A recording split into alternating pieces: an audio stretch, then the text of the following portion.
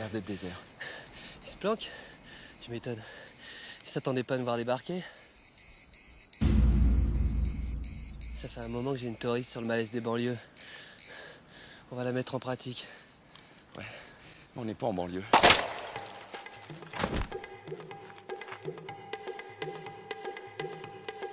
Ils nous tirent dessus! Restez bloqués, ils sont sur la droite! Et restez là, bande de couilles-balles!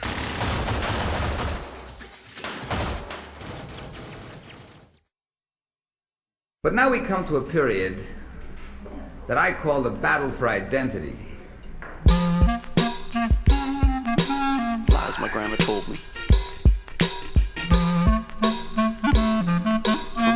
Yeah, superstitious devices. Lies my grandma told me. What? Urban mythological rules. Bubble mice, yeah. Salut kids et bienvenue dans En attendant Godard, saison 12, épisode 12.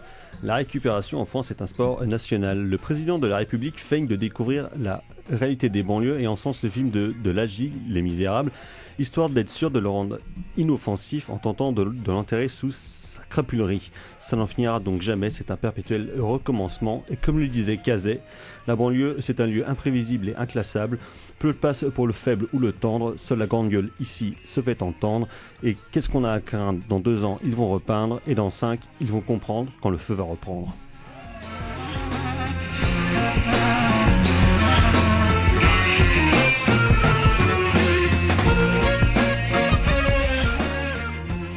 Et oui, vous êtes bien dans En attendant Godard, l'émission de cinéma Quel est mieux que les autres. Et donc au programme ce soir, vous l'aurez compris, nous parlerons du premier long métrage de fiction de Lajli, Les Misérables, prix du jury au dernier festival de Cannes et qui va normalement représenter la France aux Oscars du cinéma américain en février 2020.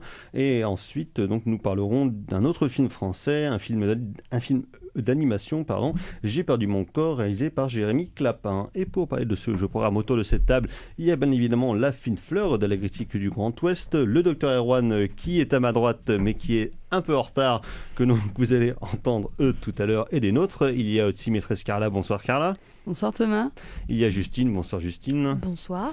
À la mise en son de cette émission, il y a de retour, donc après l'intérim assuré superbement par Carla la semaine dernière, il y a Gal, bonsoir Gal. Bonsoir. Et donc de retour dans l'émission après une petite interruption la semaine passée pour une raison totalement fallacieuse. Il y a donc Thibaut, carrément papa. Bonsoir Thibaut. Salut Thomas, salut à tous et pas salut à Emmanuel Macron qui après les violences faites aux femmes et le combat écologiste nous sort encore une escroquerie intellectuelle digne de sa fallacieuse personne. Voilà donc la paternité n'a pas amoindri l'esprit pugnace comme Alain Duhamel de notre cher Thibaut. Enfoiré. Et moi j'étais pas là parce que je voulais pas venir et pas parce que je pouvais pas. Oui c'est ça. Et il ne pouvait, c'est pas parce qu'il ne pouvait pas, c'est qu'il ne voulait pas. Voilà, il boudait. Et donc Carla l'a glorieusement remplacé au pied levé pour assurer avec talent et grâce cette mission périlleuse. Et grâce, je sais pas, mais... Je sais pas. Oui, donc bref, Gal aussi est de retour parmi nous et nous sommes très contents. Ça va, tu es content d'être revenu ? Pas du tout parce que j'ai des bugs de fichiers dès le départ. Donc voilà, sinon... Je vais te remplacer, t'inquiète pas, Gal. Et donc... présent dans l'émission, il y a le docteur Erwan. Bonsoir docteur. Bonsoir. Ça va ? Oui ça va, en retard. Oui, c'est comme d'habitude. Oui, voilà, effectivement. Hein. Mais bon, parfois il vaut mieux être à la bourre que pile à l'heure. Hein. Ouais. Enfin, pas là en l'occurrence, mais c'est mieux d'arriver à l'heure. Ça va ? Oui, ça va très bien. Donc de retour de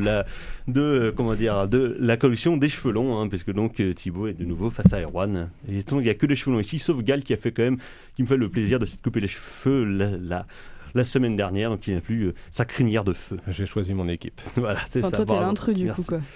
Bah non, je suis juste la qualité française, l'élitisme, la grâce, la poésie. Français. Exactement, très français finalement. Ça va ? Ça va. Merci. Parce que tu demandes à tout le monde si ça va, du coup. Ah bah oui, alors, merci.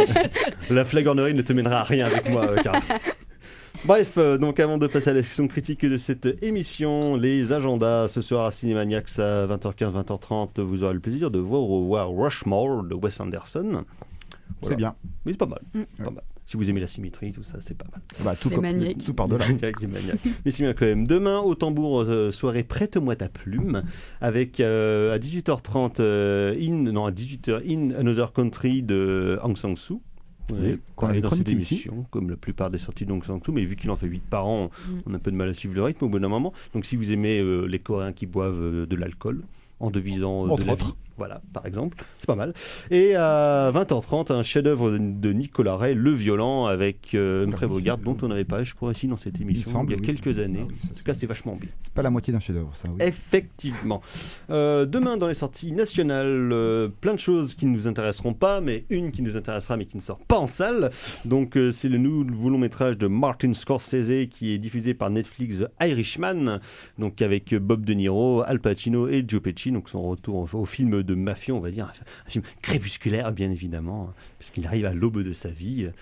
Donc voilà, on va vérifier ça. À l'orée de sa vie. À l'orée de sa vie, oui, parce qu'à l'aube, c'est un peu Benjamin Button. Au crépuscule de sa vie. Au crépuscule de sa vie. Oh, t'es un peu méchant, il peut encore tenir un peu. Oui, Martin. Mais bon, disons qu'il est dans la dernière partie. Oui, il va, mais il a l'air en forme. Il a 80 ans, même pas, donc ça va, il est encore. Ouais, ça va, il peut tenir encore. Large. J'espère bien. Donc finalement, faire un film sur le crépuscule de sa vie avant sa mort, c'est très Clint Eastwood. Voilà. C'est faire tous les 10 ans un film en disant ouais, je vais mourir après, puis en fait non. Voilà. C'est un pari sur l'avenir et l'avenir lui donne tort. On peut faire des paris. On peut faire des paris. Et je ne parie pas sur Martin Scorsese, si vous me permettez. C'est vrai que c'est très glauque ce que je viens de dire de parier sur la mort. Oh, tu sais, c'est un concours qui est assez classique. Par exemple, c'était Keith Richards qui était dans les classements des personnalités qui vont mourir prochainement, puis il a été déclassé dans les années 80 puisqu'ils se sont dit que de toute façon il n'arrivait pas à mourir, donc comme Iggy Pop quoi, ou Shane McGowan, tout ça, c'est des gens qui devraient être morts depuis 20 ans, les mecs qui l'ensemble des Stones finalement. Oui, c'est ça, oui. C'est vrai qu'ils sont tous vivants d'origine à part Brian Jones, mais il est mort un peu tôt, donc sinon, sans aucun rapport avec Martin Scorsese, la sortie du premier long métrage en tant que metteur en scène de Michel Denisot, toute ressemblance. Non. Sur le monde de la tu en seras toi, non? Il y a Franck Dubosc, donc tu risques d'en être. Entre Michel Denisot et Franck Dubosc, mon cœur palpite, vous savez. Évidemment, je pense aller le voir demain si vous êtes partant. Je crois que j'ai piscine. On est parti plutôt. Ouais, voilà, c'est ça. Moi j'ai piscine, je crois. Pour Thibaut, car je sais qu'il a un cœur gros comme ça et qu'il aime bien la pop, il y a Last Christmas de Paul Feig, qui on se retrouve là-bas dans cette galère. Donc basé plus ou moins lâchement sur la chanson de George Michael. Last Christmas, You Give You My Heart, avec la nullarde de Game of Thrones, Emilia Clarke, voilà, c'est ça. Bref, une belle comédie romantique de Noël. Maintenant que t'es papa, de toute façon, t'es devenu une mauviette de toute façon. Donc voilà, maintenant, déjà faut voir des films qui font pleurer maintenant, c'est ça. On va attendre la diffusion sur Chérie 25. C'est ça. Ou RTL 9. Sinon, il y a le nouveau long métrage de notre Ken Lochanou, Robert Guédiguian, qui revient avec Gloria Mundi, donc des histoires dans le sud de la France avec des gens qui ont des accents comme ça, la naissance d'une petite fille, qui va bouleverser le quotidien. Jean-Pierre Daroussin, Ariane Ascaride, Anaïs Demoustier, voilà, Robert Guédiguian, quoi. La qualité. Après, moi je sais pas aussi cruel que vous avec Ken Loach et Guédiguian, parce que mais je veux dire, je trouve que c'est des mecs qui ont le mérite de tenir leur cap envers et contre tout. Après on peut les traiter de vieux cons et tout ça, mais on peut pas leur reprocher la versatilité, en tout cas, ça c'est une certitude, ni politique ni cinématographique. Sinon il y a un long métrage de Anna Vinocourt, Proxima, avec Eva Green qui part sur Mars, mais bon, évidemment ça peut pas être un film d'exploration spatiale, elle est obligée d'avoir des problèmes, donc sa fille est triste qu'elle parte. Voilà. Okay. Bon, ça n'a pas l'air très. Non, ça n'a pas l'air. Mais... Et sinon, il y a un film, je ne sais pas pourquoi je l'ai noté, ça s'appelle Chanson douce, et je ne sais absolument plus ce que c'est. Merci Thomas. Voilà. Sur la pédophilie, non? Non, on en a parlé la semaine dernière, ça. C'est pas toutes les semaines non plus. Toutes les semaines non plus, quoi. Voilà. Donc c'était le programme des réjouissances. Mais donc la semaine prochaine, nous parlerons du film de Martin Scorsese. Et pour rester dans le nouvel Hollywood, nous parlerons du nouveau long métrage, pas sorti en France, je crois, de Brian De Palma, Domino, qui est sorti directement, je crois, même aux USA, il est sorti directement, c'est-à-dire en VHS, en DVD, Blu-ray. Et voilà, bref, direct to vidéo. Défoncé par la critique américaine, il me semble. Oui, il s'est fait défoncer d'un peu il aime part. Plus depuis des années, donc. Oui. Pauvre Brian. Il a été complètement ignoré par la critique française lors de sa sortie. Voilà. Donc voilà, on va passer à la section critique de cette émission, donc en parlant du film de Lajli, Les Misérables, et tout de suite une petite Une chanson sur le peuple qui va vous mettre du baume au cœur, je l'espère.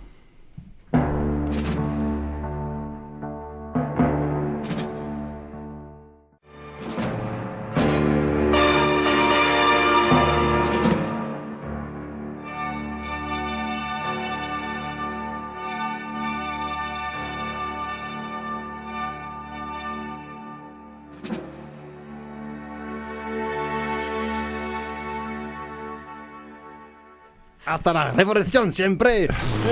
Vous avez échappé à un karaoké en direct, voilà, du plus bel effet. Toujours dans En attendant Godard sur Syllab, et c'était bien Michel Sardou qui donc c'était bien Thomas, ouais. chantait. Envoyez vos lettres d'insultes à Thomas. À la volonté du peuple, extrait de la comédie musicale Les Misérables en 1980. Car donc avant de devenir, et c'est là qu'on se rend compte à quel point il ressemble à Mélenchon. Oui. La volonté du peuple. Voilà, la volonté du peuple. Je suis la République. Avant de devenir une comédie musicale anglo-saxonne, The Misérables. Avec quoi Les Mises. Donc avant le superbe film de Tom Hooper en 2012, hein, avec Fat Russell et Hugh Jackman, qui chantaient épouvantablement mal. Et donc c'était bien une comédie musicale made in France qui exhortait justement la volonté du peuple à se battre. Qui s'appelle donc Les Misérables. Et Les Misérables, quelle honteuse transition, quelle honteuse occasion de passer du Sardou, quoi, franchement. Pas du tout.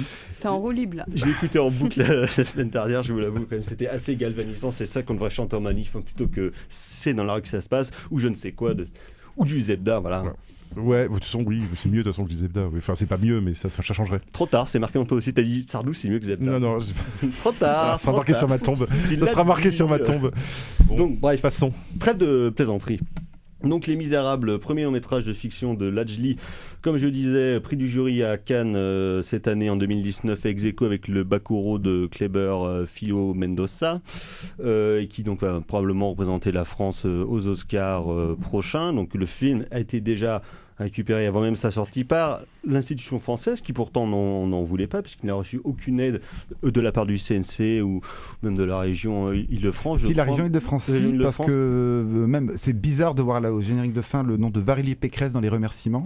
Toujours les bons coups, Valoche. Ouais, mais il faut savoir elle a été communiste quand elle était jeune. Mais Lajli avait budgétisé son film à hauteur de 3 millions d'euros et finalement il l'a tourné pour 1,3 ou 1,4, un truc comme ça, sans les aides du CNC, tout ça. Quoi. Et donc 3 bouts de ficelle. Lajli, donc c'est un cinéaste et auteur qu'on connaît un petit peu parce qu'il faisait partie à partir du début des années 2000 de la bande de courts-métrages, donc c'est Kim Chapiron, c'est Romain Gavras, c'est JR qui s'était fait connaître par plusieurs courts-métrages qui prenaient souvent pour cadre donc la banlieue parisienne, et Lajli c'est peut-être le plus politisé de la bande par rapport à ses petits copains comme Kim Chapiron et puis Romain Gavras, parce que lui pour le coup c'était pas un fils d'eux comme Chapiron qui est le fils de Kiki Picasso ou Romain Gavras qui est le fils de Costa Gavras, mais lui c'est vraiment un mec qui vient de la banlieue des Bosquets, donc à Clichy-Montfermeil, qui est une banlieue qu'il a énormément filmé dans ses divers documentaires, notamment un qui était sorti en 2006 qui s'appelait 365 jours à Clichy-Montfermeil et qui en fait partait des émeutes à Villiers-le-Bel en 2005 suite à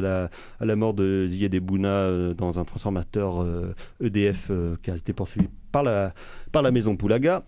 Et donc il suivait comme ça pendant un an la vie dans la banlieue. C'est un petit court-métrage de 25 minutes qu'on peut retrouver sur internet.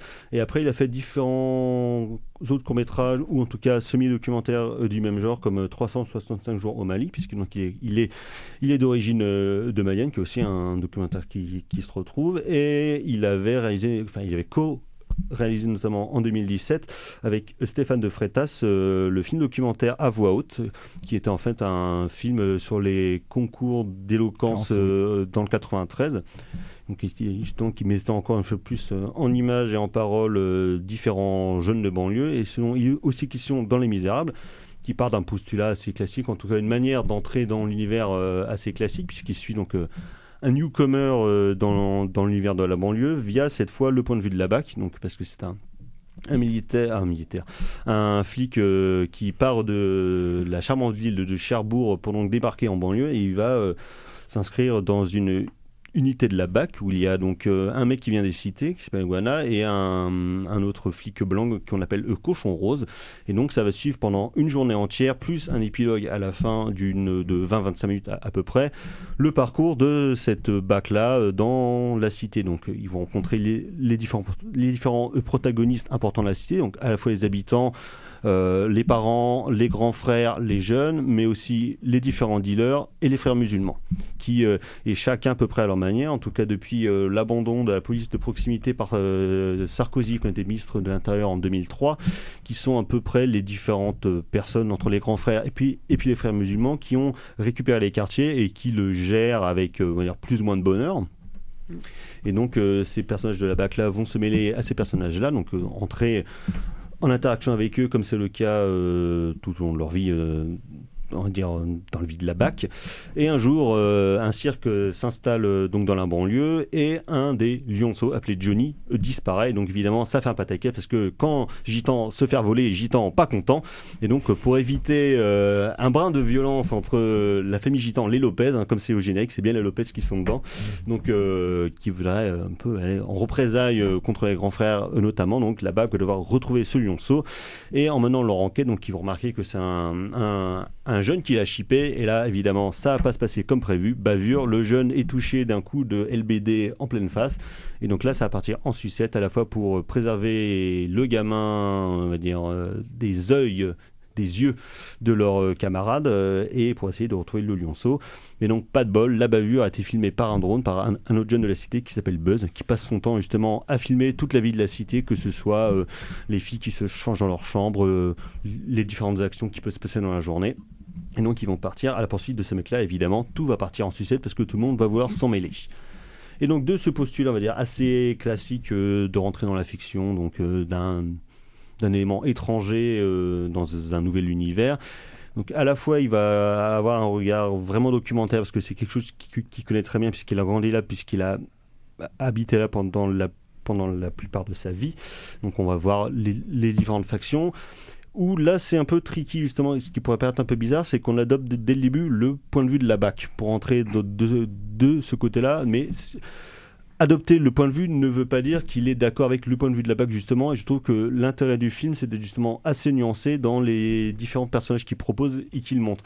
Déjà à la fois parce qu'il y a comme au moins une dizaine de personnages importants qui se déroulent au fil de l'heure 45 de film, et qu'ils arrivent tous, je trouve, à très bien les gérer et à donner un véritable équilibre à ces personnages-là, ce que je trouve assez difficile, déjà qu'avec 2 en général les mecs ont du mal, alors là avec 10 je trouve que c'est admirablement bien fait, et je pense qu'on y reviendra, mais une des choses du film qui est intéressante et aussi casse-gueule, c'est la référence à son obligée et inévitable au film de Kassovitz, La haine, parce que donc, le film a été tourné en gros 25 ans après, c'est à peu près les mêmes problématiques qui sont montrées, c'est presque même les mêmes résolutions et les mêmes moyens d'y parvenir qui sont montrés, pour en fait pas faire un genre de bilan, mais une mise au point sur la banlieue aujourd'hui, où finalement ça n'a pas changé. Enfin si, ça a changé, mais en pire. C'est-à-dire que oui, Thibaut. Oui, ça a changé en pire, parce que la manière dont la carte le film peut être vu comme point de départ, comme une espèce de cartographie d'un espace délimité, donc on est dans la pure géographie au bosquet d'une banlieue, donc les bosquets, et c'est d'autant plus intéressant que cette cartographie est géré via l'utilisation du drone, donc qui permet, donc je vous apprends rien, des images aériennes, donc qui est complètement, en plus qui est justifié par rapport dans l'écriture, on va dire. Il y a la mise en place de Buzz qui manipule ce drone. Mais voilà, le film est donc une cartographie, un exercice géographique avant d'être un exercice cinématographique, pour nous raconter ce que c'est la banlieue donc en 2019. Et en effet, depuis la banlieue a changé. Et en effet en pire, et c'est peut-être ici, derrière cette cartographie, quelque chose qui pourrait sembler peut-être un peu gratuit, ou alors peut-être tarte à la crème, on va dire, que réside en fait le premier propos politique des Misérables, c'est de montrer en fait l'abandon en sous-texte de ces espaces-là par différentes politiques publiques qui en fait depuis Sarkozy, en gros, quoique ça remonte même avant, mais on va prendre Sarkozy comme point de départ, parce qu'il y avait le nettoyage au Karcher, tout ça, machin. Donc on va garder ça comme comme point de départ, qui montre en fait que maintenant Montfermeil, c'est littéralement un bidonville. Il n'y a pas d'autre mot, rien ne marche, rien ne fonctionne. Le kebab ont l'air certes très bon, mais il y a un plan qui est à mon avis assez iconique à ce niveau-là. C'est, sans trop spoiler le film, on retrouve en fait un jeune dans un canapé avec la banlieue, enfin une tour immense en profondeur de champ, donc la profondeur de champ est très très nette et autour de lui il n'y a que des détritus. Ouais, ce plan-là, c'est extrêmement présent dans le film. Ce plan-là est assez magnifique, bien sûr je mets ça entre guillemets, mais du moins assez iconique de ce qu'est cette cartographie et du discours politique que va en faire Lajli. D'ailleurs, le film est assez didactique, puisque donc, le film commence par la victoire de l'équipe de France à la dernière Coupe du Monde, donc, en juillet 2018. Justement, c'est des images de liesse dans la rue où les jeunes partent de banlieue pour aller voir le film, pour aller voir le match à Paris. Tout ça, c'est la liesse, c'est la victoire, c'est une genre de fausse nouvelle réunion black, blanc, beurre de la France. Ils posent devant la Tour Eiffel avec des drapeaux français, ils chantent la Marseillaise, et après, le lendemain, du coup, c'est le retour au réel, à la réalité, à la BAC, au harcèlement de la police, après la pression des grands frères. Ce film-là, je laisserai la parole aux camarades, cette séquence de, on va dire, football est extrêmement importante parce que le film fonctionne par antithèse, et cette première séquence-là où on voit donc ces jeunes avec un dialogue qui arrive, qui est hyper discret, qui dit « Putain, c'est la première fois que je vois la Tour Eiffel ». Mais cette Tour Eiffel-là, avec ces jeunes-là, cette Tour Eiffel en profondeur de champ, donc là, pareil, hyper netteté, renvoie au dernier chant contre chant du film qu'on va éviter de spoiler. Et en fait, c'est ça, c'est en gros ces jeunes face, on va dire, à des symboles, et l'Arc de Triomphe, bien entendu, d'une espèce de France éternelle que les réacs appellent de France éternelle, donc même si l'Arc de Triomphe est un symbole napoléonien, et de la Tour Eiffel face à cette réalité, donc le dernier chant contre chant, qui fait que voilà, il y a dispute. Et en ce sens-là, il me semble que ce dernier plan, enfin cette dernière séquence, du moins ce dernier chant contre chant, est hyper important. Il ne peut se lire qu'à la lecture de cette première séquence, et pour moi est l'exercice de style peut-être le plus important du cinéma français depuis je sais pas moi, j'ai L'Ordre et la Morale qui me vient en exercice politique dans le cinéma français depuis peut-être L'Ordre et la Morale. Effectivement, donc sans spoiler la fin, on va dire qu'il y a un long épilogue qui se passe quelques semaines après l'action principale, où là il y a donc une réaction de la plupart des jeunes de la banlieue. Évidemment, ça va partir en sucette avec les mecs de la BAC qui vont intervenir, et les différents acteurs, que ce soit les grands frères, les dealers, tout ça aussi, vont être pris à partie. Voilà. Mais après, j'en terminerai. Disons, justement, cet épilogue est important parce que ça montre une forme de réaction violente à ce qui pourrait se passer, à ce qui devrait se passer d'ailleurs. Mais justement, Lajli coupe sa caméra avant que ça déborde, avant de pouvoir proposer un ailleurs, et c'est peut-être un peu la limite que j'ai au truc, c'est qu'il est trop prudent en fait. Il est pas assez jusqu'au boutiste, et il a un peu trop peut-être une genre de confiance dans les actions possibles, soit du gouvernement, de l'État, ou en tout cas des gens présents en banlieue, que ce soit les forces de l'ordre ou alors d'autres factions plus religieuses, pour essayer de calmer le jeu. Alors moi je serais un petit peu plus nuancé par rapport à ça, parce que dans le sens, moi c'est une bonne idée en fait de couper, parce qu'il y a bien entendu il y a le carton final qui parle de cultivateurs notamment, et Lajli n'est pas aveugle par rapport à la situation de l'institution, et ce film là en fait brille par une absence. Donc il y a bien entendu la cartographie, l'absence des pouvoirs publics, mais aussi une absence d'autorité, on va dire.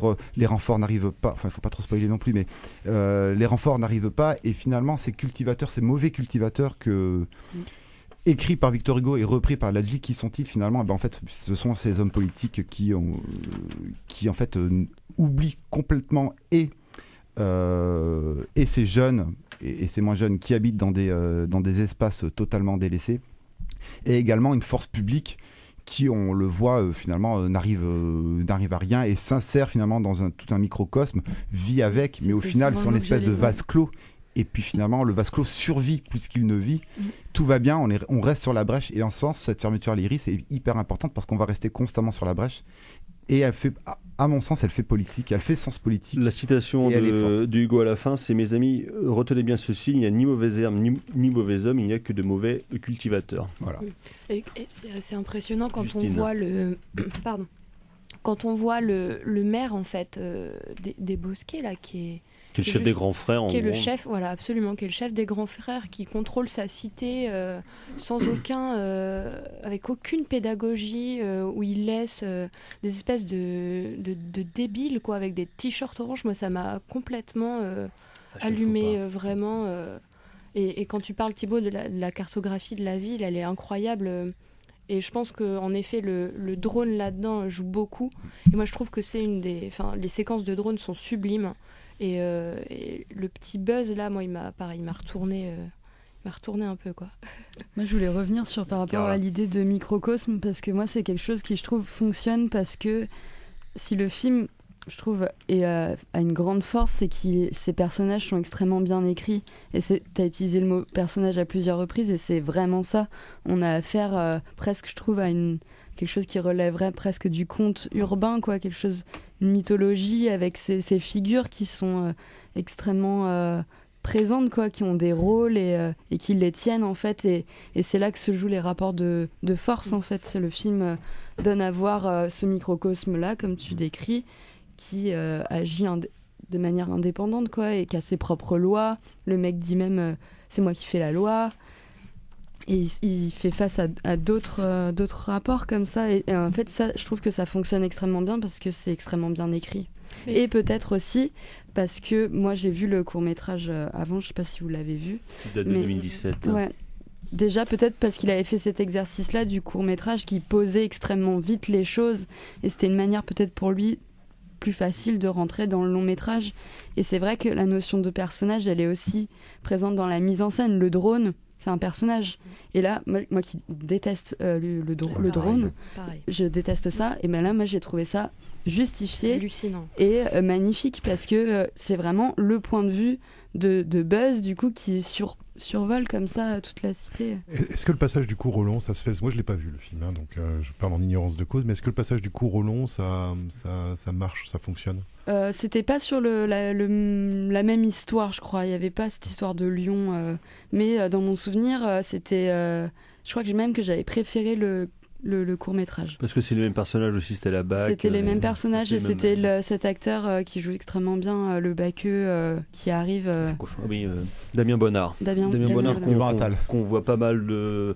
Il ressemble à Yvan Qu'on voit pas Attal. mal en ce moment, qui était dans la Polanski, dans le Salvadori, dans le film de Evgio 109 doigts, dans le film de Guiraudy aussi. Voilà. Mais parce que c'est aussi les mêmes personnages, parce que c'est des personnages qui existent vraiment dans cette cité-là. Le maire, le personnage du maire, pas le vrai maire, hein, mais le maire est noir. C'est vraiment des gens. Et dans le court-métrage, c'est le vrai mec de cette cité, quoi. Oui, même l'épisode du lionceau, en fait, on voit. Il y a des photos qui existent de Lajli avec le lionceau. Enfin, tout est réglé. Mais par rapport à certaines opinions qu'il peut y avoir sur justement le fait qu'il y a un manquement politique, ou du moins que Lajli essaie de moins de donner confiance à une action publique. Si on regarde un petit peu ce qu'a fait le réalisateur précédemment, même dans alors c'est un film qui est dans le merde, comment il s'appelle, je prends les notes, à voix haute, voilà, qui est produit par France 2, l'émission Infrarouge de France 2. Il a déjà, on voit en fait des jeunes qui vont essayer de via l'exercice de la parole prendre position, enfin prendre, on va dire, à bras le corps l'institution et essayer de rentrer dans l'institution. Lajli n'est pas dupe par rapport à ça, parce que je me souviens de mémoire, il rentre dans cette institution-là, donc c'est un peu la violence des riches, hein, la violence du décorum de bourgeois, et il rentre là-dedans avec du gros Kerry James. Donc voilà, Lajli n'est pas non plus aveugle par rapport à ça, par rapport au pouvoir des institutions qui, dans Les Misérables, est totalement brillent par leur absence. Après, on peut citer Jeanne Balibar qui fait un petit numéro plutôt sympathique. De commissaire. Et d'ailleurs, Jeanne Balibar qui sort un film en janvier qui s'appelle Merveille à Montfermeil. Ben, en fait, elle est tournée là-bas, ouais. Et du coup, Lajli l'a croisée. Et du coup, il a fait: est-ce que ça te dit de venir jouer 5 minutes chez moi? Elle a dit oui. D'autant que Lajli a créé depuis l'année dernière à Montfermeil une école de cinéma justement qui est entièrement gratuite pour les mecs de banlieue, mais pas que. Ouais. Donc voilà, dire que Lajli donne confiance à l'institution, moi, je pense pas, parce qu'elle est tellement absente. Est-ce que ça aurait pas été prêté le flanc à des critiques justement vous n'avez pas confiance dans la République et ce genre de trucs. Est-ce qu'il n'a pas voulu justement arrondir un peu les angles pour être sûr d'avoir une diffusion maximale de son film et que c'était peut-être le prix à payer, quoi. Moi je trouve que c'est suffisamment violent et suffisamment vindicatif pour que non. Moi je trouve que le film n'est pas du tout arrondi. Parce que de toute façon, à partir du moment où le film était à Cannes et a eu un prix à Cannes, il était sûr que le film serait diffusé. Peu importe le après message, qu'il y ait la récupération et compagnie. Quand tu vois 365 jours à Montfermeil et tout, ses prises de position sont déjà assez claires dès le début. Tu vois qu'il n'est pas dans un truc hyper dichotomique ou quoi que ce soit. Ça n'a pas l'air d'être un nihiliste. Non, du tout. Il a quand même de l'espoir, en fait. Il a de l'espoir dans le sens où on rentre dans le film. Donc le film fonctionne par antithèse. Donc il y a cette séquence footballistique et puis le champ contre champ final. Et puis il y a la question du point de vue où on est le point de vue de la BAC et le point de vue de ces jeunes. Le point de vue terre à terre et puis le point de vue du drone, tout ça se mélange un petit peu, mais il y a une chose qui ressort, c'est qu'en fait l'institution ne peut rien et ne fait rien. Elle est absente, mais de toute façon. Il y a un truc qui ressort, c'est que même s'il n'y a aucune empathie pour aucune personne, mais il reste quelque chose de global. En fait, en gros, c'est l'humain, quoi. C'est le cœur. Il n'y a que par ce biais-là et par une espèce de compréhension, des petites magouilles peut-être, mais il y a une certaine compréhension des uns et des autres qui fonctionne dans le film, et c'est que par l'humain que ces gens peuvent arriver à survivre, parce que là on n'est plus dans de la vie. L'institution de toute façon de manière générale elle est totalement absente, parce que donc à part les mecs de la BAC qui sont quasiment une police parallèle maintenant, t'as aucun représentant du corps politique, t'as aucun officiel de la mairie, des machins comme ça, ils sont totalement absents de la cité. Le maire l'arrivée du maire est super funky, quoi, en plus. J'imagine que l'histoire du lion, ça a à voir aussi avec l'idée de la banlieue comme zoo humain, quoi, j'imagine. En fait, est-ce que ça trace un peu cette route-là ? Il y a un peu de ça dans cette séquence que je trouve centrale, où en fait il y a la confrontation entre les gitans qui arrivent en bas de la tour et qui commencent à, comme ça, dans un esprit hyper vindicatif, provocateur, à dire « Rendez-moi Johnny, rendez-moi Johnny ». On comprend pas qui est Johnny, jusqu'à temps que le mec dise « Voilà, c'est mon lion, rendez-le-moi, mon petit lionceau » et tout ça. Et là, en fait, ce qu'on voit vraiment, c'est tous les corps qui s'agrègent, en fait. Il n'y a pas de... Et encore une fois, là, l'institution est totalement absente. Et qui fait le pont ? C'est ce fameux maire qui est là, qui essaie de regrouper tout ce corps social qui est complètement distendu. Il y a le baqueux aussi qui intervient. Et après, il y a les 3 baqueux qui viennent, qui se retrouvent pris là-dedans. En fait, ce qui est intéressant, et c'est surtout par rapport toujours à cette idée de microcosme, c'est qu'en fait, ce camion de cirque, on le voit passer une fois au début. Canon, ensuite, on le réentend passer à base de grandes insultes. Je vais te... je te dis que t'es mort, vas-y. Voilà. La calotte de ces morts. Et ensuite, du coup, il y a la rencontre avec les personnages. Et en fait, c'est quelque chose qui est annoncé comme... Et en fait, c'est extrêmement bien écrit parce que les choses sont posées dès le début. Et en fait, tout se connecte là où c'est fort quand même dans leur film, c'est effectivement, c'est écrit comme en termes de narration, c'est hyper classique. Tu rentres hyper facilement dedans. En plus, la mise en scène est hyper immersive, elle est hyper claire, c'est beaucoup de caméras à l'épaule, mais c'est pas un truc qui est tremblotant ou qui se voudrait un genre de faux réalisme social. C'est du steadicam ou C'est beaucoup de steady, je pense. Il y a pas mal de zoom aussi. Ouais, ça c'est assez. Ouais, pareil. Mais moi je trouve que là où il est très fort, c'est qu'il a réussi à éviter tous les écueils du cliché, du drame social. Banlieue 13, quoi. Complètement. Il est vraiment au-delà de ça et en sens, oui, je trouve que le film le transcende totalement ça et qu'il est bien plus violent en fait. Parce qu'il n'y a pas du coup de manière, il n'y a pas de... C'est pas joli en fait. Et puis il n'y aurait pas des pauvres victimes issues de l'immigration d'un côté, puis des vilains flics de l'autre. C'est pas du tout un point de vue manichéen. Qui est un peu l'écueil du manichéisme, c'est un peu l'écueil. Tout le monde est pourri. Tout le monde est victime. Et tout le monde est victime. Mais finalement, on serait peut-être plus dans une démarche Menace to Society, quoi, en fait. Ou comment ça s'appelle, ou le Do the Right Thing, quoi. C'est-à-dire cette idée où le corps social. Parce que dans Do the Right Thing, qui est situé aussi dans un espèce de microcosme. C'est l'échec de la communauté américaine. Donc il y aura un peu de Spike Lee derrière. Moi, ça m'a fait penser, j'arrive pas à retrouver le nom de ce roman et de ce film. En fait, l'utilisation qu'il fait de cette bande d'enfants à la fin, qui renverse comme ça tout ce qui est établi dans cette cité, qui renverse donc le maire, les flics, et ça m'a fait penser au film Les Prophètes. en fait c'est des enfants qui sont sur une île. Sa Majesté des mouches. Sa Majesté des mouches. Ouais.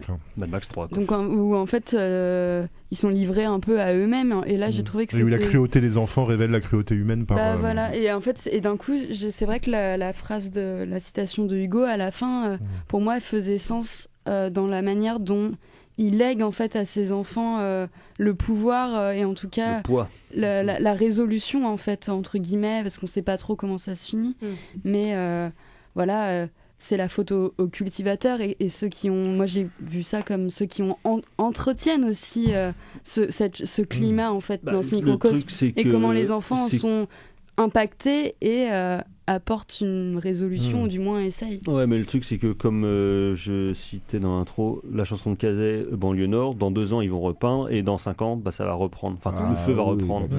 Après ça va reprendre mais en pire. Tu parlais de connexion, la connexion se fait aussi bien, on en parlait un tout petit peu, la technicité ou la virtuosité de la caméra, c'est assez hallucinant de la manière dont la Julie arrive à capter une personne, hop, on switch, on va vers une autre personne, il y a des petits plans séquences qui sont sympathiques et il y a surtout cette dernière séquence, ces 20 dernières minutes, bordel de Dieu, mais une séquence d'action, ça c'est mais wow, putain, ça c'est... Alors, en plus d'être immersif, t'as une vraie putain de tension au début avec du hors-champ qui est pas possible, il y a des figures qui arrivent comme ça, telles des fantômes. D'autant qu'en plus c'est compliqué parce que ça se passe dans un lieu qui est exigu et sur plusieurs étages. Oh non, mais là, Mac Tiernan, on convoque c'est The Raid. Et toujours avec le personnage du voyeur qui regarde toujours à travers, bon là du coup... un Judas, mais c'est intéressant d'ailleurs l'antithèse, voilà, Judas drone. Et qui reprend d'ailleurs un peu cette lentille qui se ferme à la fin, l'œil en fait, le voyeur quoi, mais en même temps le témoin. Et le témoin presque absolu en fait de la cité quoi, entre celui qui voit mais ne peut rien faire parce que de toute façon comme tu l'as dit ça va recommencer quoi. Et de toute façon les témoins dans tous les cas on les fait taire donc et c'est très très fort parce que cette espèce d'omniscience qu'il a au début après elle se rétrécit via le Judas, il ne peut rien faire au début et à la fin il ne fait plus rien parce que il y a c'est un détail hein, mais il ferme en fait le clapet de sa porte. Basta. Et mais cette séquence d'action, le film est géographique, le film est politique. Après tout ça est lié, mais le film en termes de cinéma pur, mais oui. C'est un vrai bonheur. Dans cette cage là, selon les étages, tout se passe en fait à des dimensions différentes. C'est vraiment incroyable. Et ils sont tous cagoulés avec leurs capuches. C'est vraiment comme des strates. Ouais, des strates de tension en fait qui s'accumulent et c'est vrai qu'au bout d'un moment, c'est sur un fil. On étouffe quoi avec ces types-là. On se dit en fait il y a aucun échappatoire possible et en même temps, je veux dire. Il y a toutes les raisons de les défoncer ces types-là quoi. Et même le plus innocent des trois, Tu serais pas en train de dire que tout le monde déteste la police, Carla, c'est ça? Non, mais en même temps, ils sont quand même bien vénères dans le film. Ouais, mais aussi parce que la police, j'imagine que c'est les gardiens quoi. Ils sont juste là pour les garder, ils sont pas là pour les défendre ou pour les protéger, ils sont là pour les garder du monde extérieur. Et encore, ils font plus peur qu'autre chose quoi. Ouais, c'est un gardien quoi. Ça, c'est l'expression plutôt d'un pouvoir à tendance totalitaire quoi. C'est ça. Et j'imagine que l'utilisation du LBD n'est pas faite par hasard non plus, parce que ça évoque évidemment plein d'autres, dans d'autres contextes, mais ça évoque justement l'arbitraire de la. Il n'y a aucun hasard en fait. Même en termes d'esthétique, on va dire de costume. De ces jeunes en révolte qui à la fin fracassent tout le monde. Voilà, il y a le LBD bien entendu, il est tiré au niveau de l'œil. Même il y a une certaine esthétique que alors je mets des énormes guillemets, mais une esthétique cortège de tête. Tout en noir, les Black capuches. Mais ça rappelle ce clip de Romain Gavras là, avec dans le métro, ce clip de Justice là, qui était quand même, qui effectivement quand on le voit la première fois, qui a un effet de réel en fait, qui rend la chose super violente quoi. Ah oui. Puisque les gamins vont même jusqu'à agresser la caméra à la fin du clip, à cracher dessus et tout. C'est-à-dire que même l'œil du témoin est plus protégé de la violence du monde. Stress. Et qui est effectivement un clip qui est qui a fait tout un débat. Moi je me souviens à l'époque parce qu'on avait accusé Romain Gavras d'encourager la violence des jeunes, etc. Comme si les ados avaient pas de cerveau, qu'ils n'étaient pas capables de faire la différence entre comme si la violence, comme s'ils n'étaient pas suffisamment soumis à la violence. Oui, puis comme si la violence venait de nulle part. Oui, voilà. Moi qui gardienne des adolescents, ils ont pas de cerveau, crois-moi. Si, mais ils ont plutôt une intelligence collective. Ah oui, c'est ça, oui. Comme les fourmis. Non, ils ont tous non, bien sûr que si, ils ont tous des cerveaux. Oui, enfin. C'est juste qu'on leur donne pas forcément l'occasion de l'exercer dans le cadre scolaire. Cette dernière séquence, c'est un très très bel exercice, on va dire esthétique, d'une maîtrise absolue. Et puis voilà. La gestion, il y a efficacité. Pour finir, cette gestion, il y a une gestion du hors-champ, voilà, en filigrane en fait, où avec les sons, le travail sonore franchement. On n'en a pas parlé, mais c'est vrai que le son est. Donc le prix à Cannes, c'est pas juste une nouvelle tentative d'auto-flagellation des jurys cannois, mais il y a une vraie démarche de mise en scène derrière.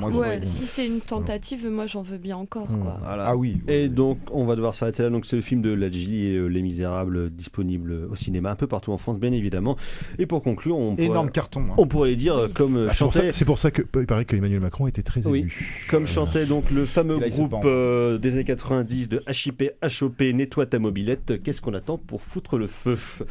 Et donc sans transition, mais pour rester dans le HIP HOP, on va parler d'un autre film français long métrage d'animation, J'ai perdu mon corps, mais donc c'est un corps qui bouge. Ready? One. You will do this for the feet. Left foot. Ready? Vous êtes toujours dans En attendant Godard sur Syllab et c'était les Beastie Boys avec Body Moving et de corps qui bougent. Il en est question dans le premier long métrage de Jérémy Clapin, un ancien de l'ENSAV, avec son film J'ai perdu mon corps qui a reçu un prix cette année, une fois de plus, donc encore Cannes, à la semaine de la critique. Et donc de quoi que ça cause J'ai perdu mon corps? Eh bien ça parle d'une main qui a été séparée du corps de son propriétaire. On ne sait pas pourquoi, et donc cette main s'échappe de son hôpital, elle prend vie et elle va tenter justement de rejoindre son propriétaire qui est un jeune adolescent arabe qui a subi quelques traumas dans sa vie qu'on ne va pas forcément déflorer ici, et donc ça va être l'aventure de cette main à travers Paris, la banlieue notamment, et le périph' pour retrouver son propriétaire. Et l'autre partie du film, on va dire, parce que les deux s'entremêlent, c'est justement donc le parcours de ce personnage-là qui passe son temps à enregistrer ce qui se passe dans sa vie, que ce soit avec ses parents ou après dans sa vie en tant qu'apprenti. Donc voilà, un premier long métrage que je trouve très beau et très étonnant, notamment pour les questions de point de vue de mise en scène, à la fois donc le point de vue de la main qui, argument fantastique, voit et ressent des choses, et qui donc, je trouve, donne des véritables scènes d'aventure et des scènes de tension dans le film que je trouve assez impressionnantes, notamment une scène dans le métro avec les rats là, attaqué par des rats. Ah oui, parce que quand tu m'as dit que j'allais avoir peur, du si coup les pendant rats, tous les Misérables, j'étais en mode je me préparais. Non, c'était dans. Et oui, donc J'ai perdu mon corps où effectivement la main est attaquée par des rats. Effectivement, c'est une vraie scène de tension que j'ai trouvé hyper impressionnante. J'étais putain l'enculé quoi. Alors si t'avais été là, j'imagine même pas. Ils sont vilains les rats. Ils sont vilains les rats. Parce que Thomas et Thibaut ont eu l'occasion de me voir face à un vrai rat et ont pu constater. Elle est partie en courant. J'ai jamais vu quelqu'un courir aussi vite. On dirait Usain Bolt quoi. C'était très impressionnant. Et donc l'autre partie, en dehors de la partie aventure tension, donc ça suit ce jeune personnage, les rapports compliqués avec sa famille, avec son frangin et sa rencontre, on va dire, avec une jeune fille via un interphone justement.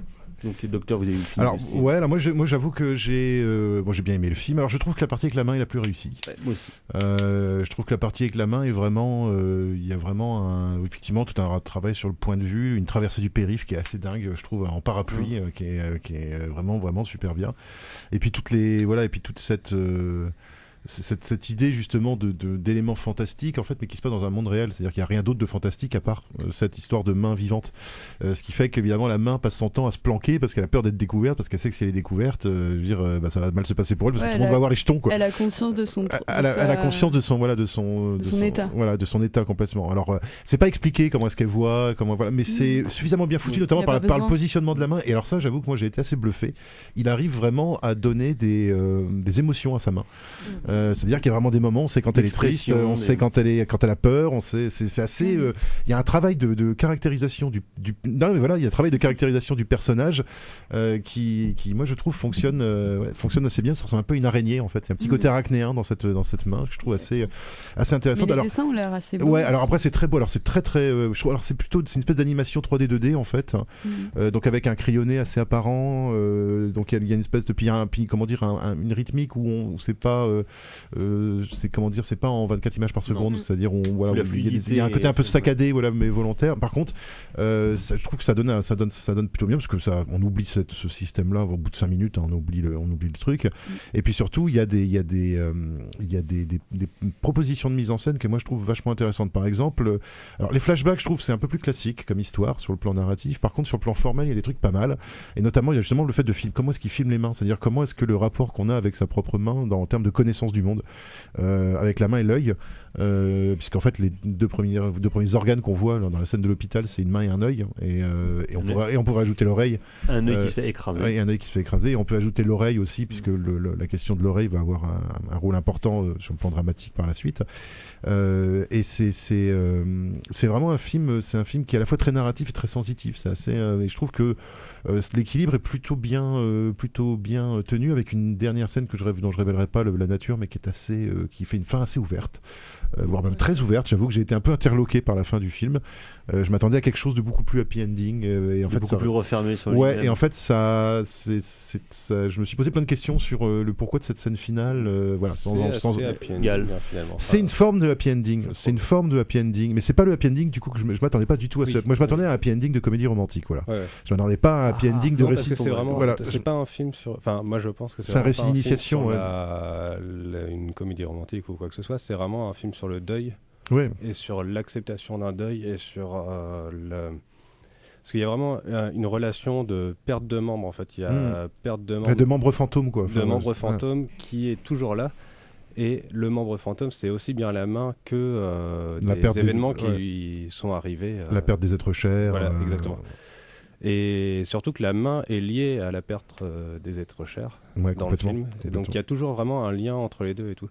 Et du coup, ce film-là, c'est presque, je trouve que c'est presque un petit précis des théories de Nietzsche sur la prééminence du corps par rapport à l'esprit, et sur le fait que c'est en fait, le corps, c'est que l'instinct, de la sensation, et que c'est ça qui va créer de l'esprit, de l'âme, de l'histoire. Et de la culture aussi. Et de la culture. Puisqu'il y a tout le rapport à la musique. Et du coup, on est vraiment sur un rapport, comme tu disais, hyper sensitif à toutes les choses. Et je trouve ça super beau, moi, tous les passages où tu le vois en train d'enregistrer avec son petit lecteur. Il y a tout un travail avec appréhension au monde et à travers le corps, vraiment. Il y a une super scène, moi, d'ailleurs, je trouve, en voiture. Alors, on va pas trop dire de quoi travailler cette scène, mais la première scène en voiture avec ses parents, où en fait, on le voit enregistrer, on voit ses parents lui parler, mais on n'entend pas le son, et en fait, il est remplacé par la musique au piano de Dan Levy, je crois que c'est comme ça. De Dan Levy, qui est très belle d'ailleurs, la musique est très très belle, les morceaux de rap sont très bien. Pour du rap français contemporain, j'avoue que j'ai été heureusement surpris, parce que c'était pas gagné. Je crois que c'est un rappeur qui s'appelle Swan, je crois, j'ai cru voir ça au générique, que moi je ne connais pas personnellement, mais qui je trouve est très bien. Et surtout il y a un travail aussi sur la lumière, sur les contrastes lumineux, sur les ambiances climatiques, avec des moments à la limite du surréalisme, un igloo sur un immeuble. Et il y a un côté surréaliste, moi je trouve, avec cette main coupée. Ça rappelle un peu, tu vois, les films d'horreur des années 30 avec des mains de pianistes qui sont coupées, qui viennent étrangler, qui viennent se venger. Voilà, et ça a cette espèce de poésie surréaliste, je sais pas, c'est assez curieux, comme ambiance. C'est une super porte d'entrée pour justement ces questions de deuil, et parce que ça parle aussi bien d'un deuil d'un pays que d'une famille, que d'un membre, que d'une histoire, que d'une histoire d'amour qui potentiellement en fait n'existera jamais, Je vois Thibaut faire le clown dans la glace, et j'essaie de ne pas regarder. C'est pas Thibaut, c'est Thomas, pardon. Mais là-dessus, c'est vraiment un très beau film, je trouve. Mais c'est une belle proposition, c'est une belle proposition, et c'est un film. Disons que je trouve que le film est pas parfait, dans le sens où je trouve quand même que le côté flashback au bout d'un moment est un poil déséquilibré. Ça devient, en fait, au bout d'un moment, on a hâte que la main revienne. Enfin, moi, en tout cas, j'ai eu ce sentiment-là. Mais je pense que le film n'aurait pas tenu tout seul uniquement sur la main. Parce que ça aurait pas été au-delà du dispositif ou de l'exercice de style, et qu'il fallait quand même une histoire, et qu'il fallait quand même de l'humanité derrière tout ça. Et justement, c'est ça aussi qui est intéressant, c'est que le membre et le personnage sont séparés pendant tout le film, et pourtant la psychologie de la main dépend énormément de la psychologie de son porteur originaire. Donc c'est important aussi qu'on connaisse son histoire, qu'on connaisse son rapport à la musique, son rapport au son, ce qu'il fait de ses mains, justement, l'histoire de la mouche, comment est-ce qu'il a son accès, comment est-ce que la main est coupée. Enfin voilà, il y a toute une dramaturgie justement du lien entre un personnage et le corps du personnage en fait. Et ça c'est intéressant. T'as vraiment l'impression qu'en fait, finalement, dans le film, le fait que cette main soit coupée, c'est pas quelque chose de mal. En fait, c'est la représentation physique d'une acceptation d'un deuil, quoi. Oui, parce que la main c'est lui en fait. Exactement. Ce qui arrive à la main, c'est une métaphore de ce qui lui est arrivé à lui dans son histoire personnelle, et beaucoup plus terre à terre et beaucoup plus réaliste. Mais il y a vraiment c'est un film qui a l'air assez simple comme ça quand on le voit. Alors par contre, il faut bien préciser que c'est pas un film pour enfants du tout. Ah non, il y a pas mal d'animaux qui. Ne serait-ce que pour les rats. Ouais, les rats, les pigeons. Voilà, il y a pas mal de. Elle est violente la scène avec le pigeon. La scène avec le pigeon. Il y a une scène avec un pigeon qui est assez.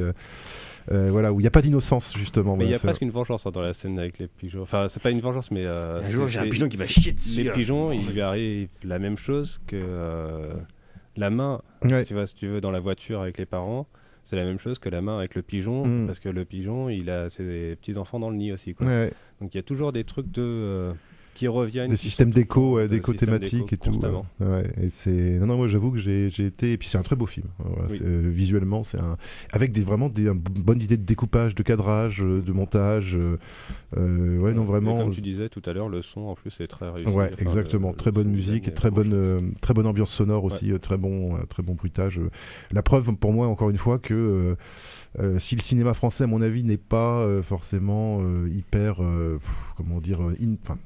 innovant, en tout cas dans sa majorité quand c'est de la prise de vue réelle, je trouve par contre que l'animation française tient quand même reste quand même quelque chose de très original dans l'animation et dans le documentaire. Voilà, exactement. Et ça a une preuve de plus de la qualité de l'animation française, et à la fois de sa dimension artisanale et en même temps de l'ambition du propos qu'on a amené, qui va un peu au-delà justement du simple divertissement familial, pour proposer de l'animation pour adultes, ce qui est toujours bien quand on est soi-même un adulte. Oui, tout à fait. Voilà. Et oui les enfants, merci. Donc c'était J'ai perdu mon corps, film de Jérémy Clapin, actuellement dans les salles. On va passer au coup de cœur, Dr Erwan. Alors moi, ça sera un autre livre bête après le livre bête de la semaine dernière. C'est Le Gros Robert illustré, qui est un dictionnaire illustré par Yann Lindingre de Flux Glacial sur les mots qui sont martyrisés, du genre aéroport, avec des phrases types, avec des phrases types de phrases, de mots qui sont pas compris par les gens et qui sont réutilisés de manière tordue, et c'est super drôle à lire. Enfin moi personnellement ça me fait beaucoup rire, moi personnellement, et je suis sûr que c'est authentique parce qu'il y a un petit côté bref de comptoir dans le bouquin, je pense. Excellent. Carrément Fleuret. Donc Les Misérables de Ladjli, et puis son documentaire qui est disponible sur la chaîne YouTube d'Infrarouge, il me semble, donc à voix haute. Ouais, parce que tu as eu 2 versions pour Infrarouge et une autre version un peu remontée pour voilà, donc pour découvrir le travail de Ladjli, réalisateur qui en vaut la peine. Maîtresse Carla. Alors moi c'était les 4 ans du bal pirate dimanche soir rue de Graveyran. C'était super chouette, continuez comme ça. T'as dansé la samba? Non, la samba c'était la veille. Alors, tu as dansé sur de la variété française. Sur Beyoncé. Justine. Super.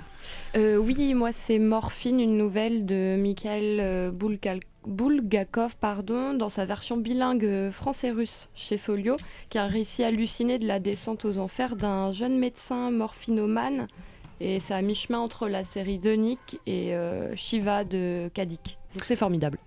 Merci. Gal. Tu l'as lu en russe? Oui. Et ça date de quoi? C'est assez vieux en plus, ça date des années 30-40? Non, c'est plus vieux que ça. Elle est sortie en 27. Ah voilà, c'est encore plus vieux que ça. Ouais.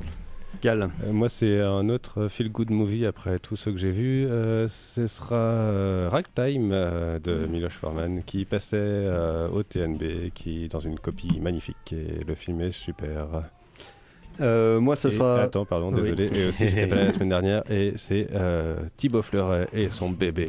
Qu'il est gentil. Qu'on a vu en vrai et j'avoue, coup de cœur. Et Marine. Zach Fleuret.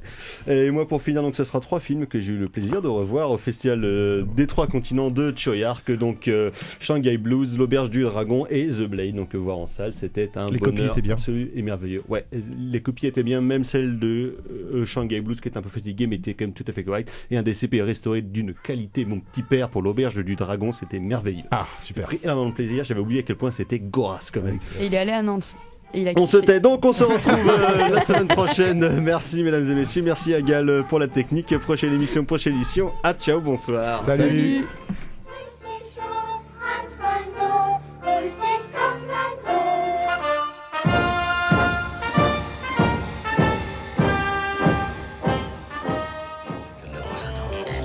Belle soirée, n'est-ce pas?